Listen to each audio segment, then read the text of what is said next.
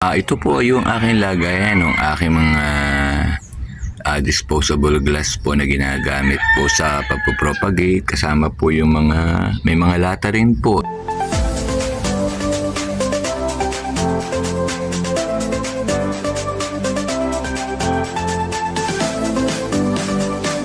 Hello po, magandang buhay po sa ating lahat. Nakaupo po muna ako din sa aking upuan pong bato at ako po ay natatapos lang pong magwalis-walis ng harapan. Medyo pawisan po at saka mapapansin po ninyo mahaba na po uli ang aking buhok.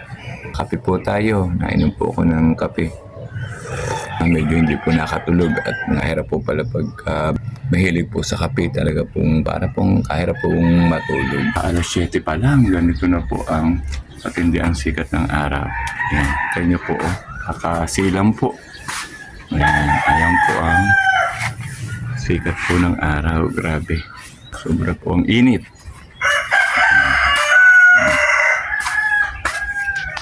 Yan, kumandong po muna ulit ako. Talaga pong napakainit.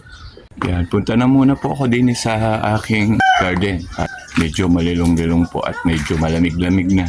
For today's video po, ang ipapakita ko naman po sa inyo ay yung update po ng aking pong mga videos ko po kung saan po ay nagpo-propagate po ako ng halaman. So, ipapakita ko po sa inyo kung ano po ba ang nangyari doon sa aking mga pinropagate na halaman.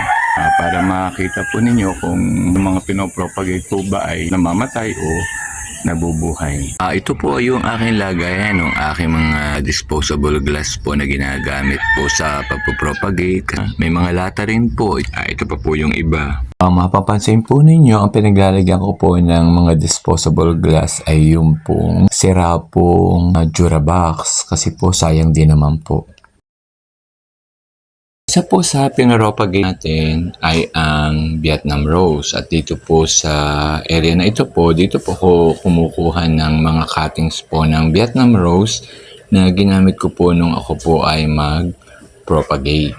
Ito na po yung aking propagate na Vietnam Rose. Medyo hindi po nainitan kaya medyo hindi pa po makita ang bulaklak. So ayan po yung aking pong mga Vietnam Rose na pinropagate. So, kita po ninyo, buhay na buhay po. Kung sino man po ang gusto humingi, pupunta na lang po dito. Binibigyan ko naman po. At sabi ko nga po, ito naman pong Vietnam Rose ay napakadali naman po niyang buhayin. So, isa po ito sa ating pinropagate.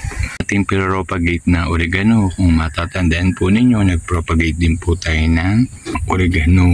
Mapapasin nyo, ganda po ng kanyang mga dahon at mahaba na. So, ang gagawin ko po, para mas maralong dumami, puputulin ko po din yung mga sanghang iyan at propagate po uli. Oregano naman po, ito naman ang aking pinagkunan.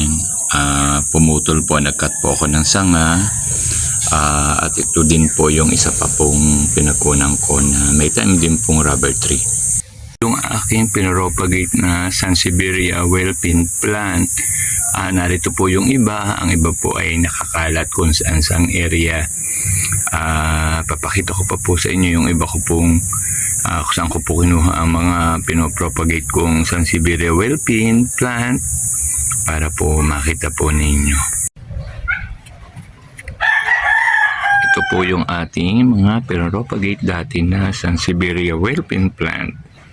Sa pinropagate po nating wellpin plant, ito po yung andali po talaga niyang mapadami. Ito pong halaman ito ay kinukonsider ding lucky plant. Ito naman po yung area kung saan dito ko po kinuha yung karamihan po ng aking pinropagate na wellpin plant kasi noon po ay talaga po namang mapakadami po niya. Yan po, isa din po sa pinropagate po natin noon ay ang pothos. So, nilagay ko po, tinaas ko po muna sa may mini pool para makita po ninyo na talaga pong nabuhay po natin yung pinropagate po nating pothos. Ang iba po ay nahingi na po ng iba kong ka-cottager at kita po naman ninyo, ang iba po ay nabili na. Kaya kita po niyo, buhay na buhay po at ang dami na po lalo niyang sanga. So, isa din po ito sa Pararamihin ko pa uli po dahil medyo marami rin po ang nagkakagustong humingi. Pag po nabili, ito po ng halaman, kalimitan po ito po ang aking giveaways. Po ang ibang propagate ko noon, nasa lata po. Yan po yung mga photos na pinagtutusok ko. O dito ka naman po, pinagkukuha yung mga sanga noon, okay, mag-propagate. Pinagkunan ko po ng mga sanga na ipinopropagate nyo po, talaga po namang kaganda po. Talaga po namang sariwang-sariwa. Yung pong nasa ibabaw, yung po yung mga patak na dahon.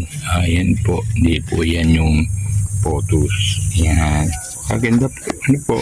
Bagay po, pansamantala yung ating mga pinropagate na cactus. Ayan. So, buhay na buhay din po sila.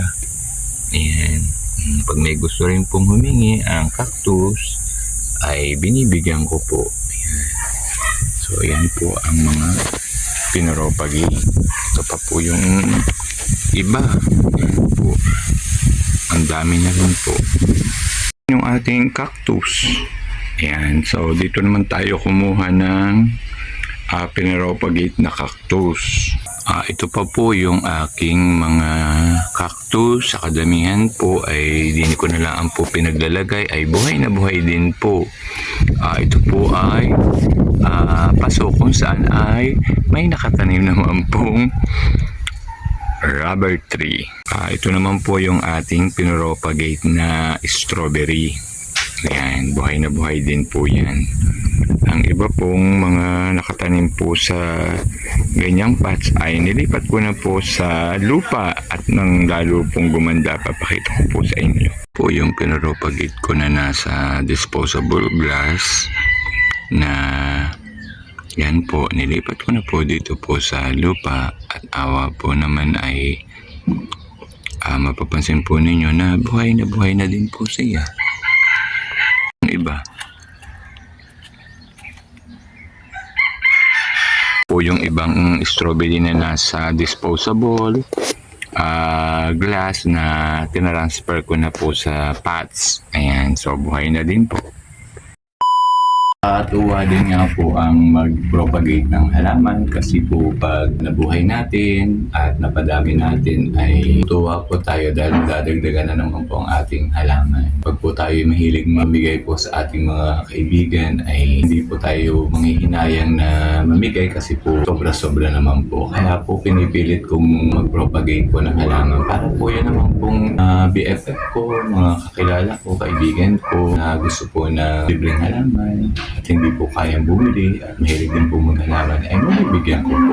Naupo muna po ko din sa amin pong harapan ng aming bahay sa terrace po at talaga pong malilong-lilong din. Talaga po namang grabe po talaga ang init.